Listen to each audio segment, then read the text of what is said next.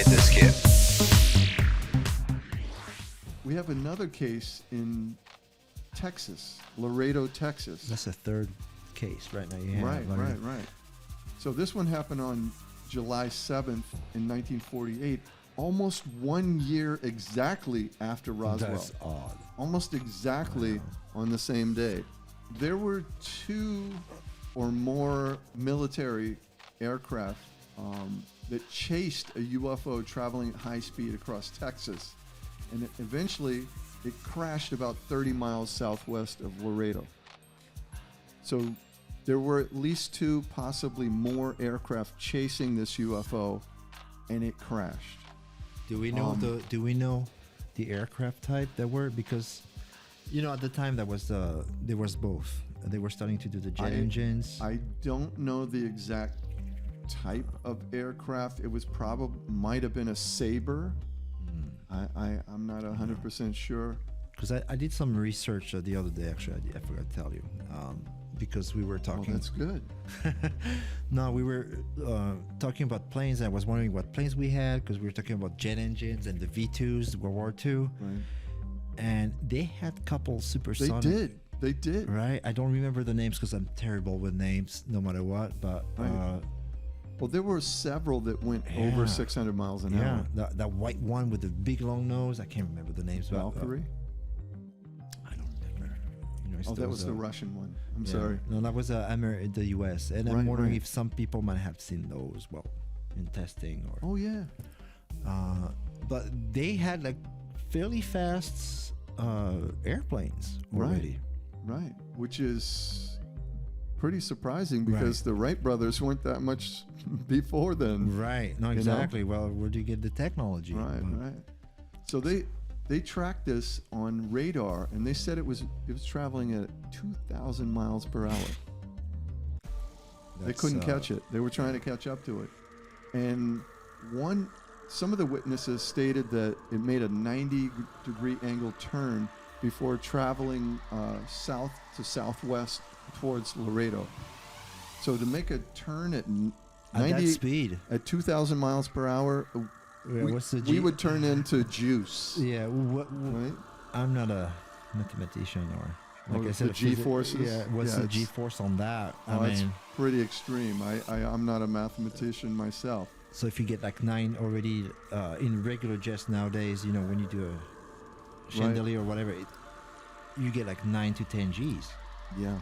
So I can't imagine what 2,000 miles per hour. Yeah, so 3-4 times. So any scientists out there or mathematicians, if you want to take that, just put a little comment on the bottom at what that G-force would actually be. I just know we'd turn into liquid. Completely. Well, if there was no gravitational field inside that object, right? They said that soldiers were supposedly sent from a nearby military base to secure the crash site. Well, they had done this with Roswell already, so right. They already had their protocol. They already had a team, or maybe they had a go team. I'm not sure. I mean, at least they had experience in the past. Probably started writing a manual or something like that. There's a lot of stuff that happened in Texas. A lot. Right. I mean, in the Southwest in general. Right. New Mexico, Roswell, Arizona. Right. California. Mm-hmm. So inside the crashed object, there was a severely burnt body. They didn't think it was human. Okay. But it was, bipedal, just like us. And it was about 4'6" tall. There's photos of this burnt body. Really? Yes. That are legit? Well, dun. They're real photos. The photos are real, but the photos are real. Right.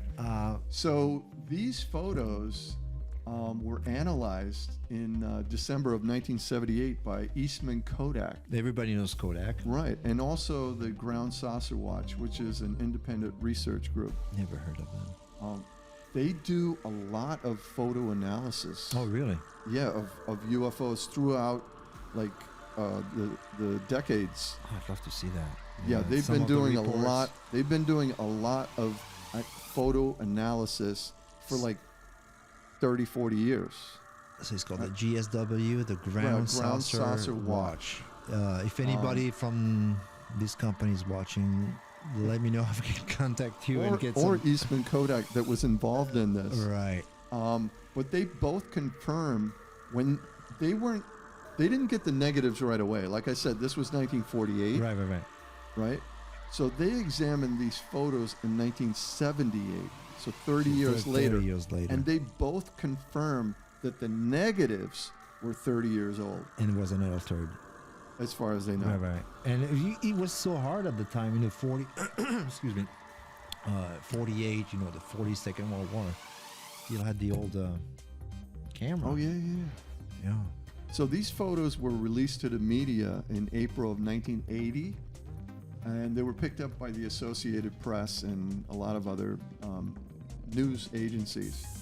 And one of the pilots who chased this thing, at one point he said the object was slowing down. It wobbled Again. during flight. Another wobble, right? Wobble. And before it wobbled before it crashed near the Texas-Mexico border. Right, which is Laredo is right there. Right. Some experts from White Sands, New Mexico, they were sent in to photograph this crash site. Okay. So those are the photos they took, are the photos that they were analyzed, or different photos? I don't know if these are the photos that we're going to take a look at in a second. Okay. If these are the actual photos that they took, or where these photos came from. Right. But it was said that a large military convoy were sent to recover the wreckage, that they brought the wreckage back across the border to the San Antonio Air Depot. Yeah, And- there's a lot of... Right, to do some analysis on this. There's so many military bases in Texas, too. So many. San Antonio, also, Like I said, the whole Southwest. Yeah. So that's why, to me, it's half government, half we don't know. Exactly. Yeah. So there's a rumor that the noted physicist Louis W. Alvarez was supposedly with a group of several U.S. scientists that were taken in secret to this location. Oh, as well. Yeah, in the Sierra Madre Oriental Mountains on Nuevo Leon, Mexico, in July of 1948, which is supposedly where this crash took place. Oh. So it's a rumor that this famous physicist and other famous physicists went to this location to see this crash or whatever it was. I have some pictures here.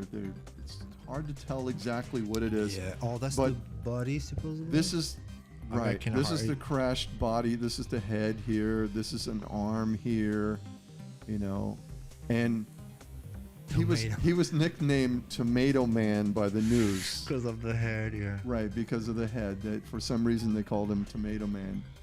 But there's another photo that someone did an analysis of this particular photo here, and what they say is that this here is a 2-conductor cable.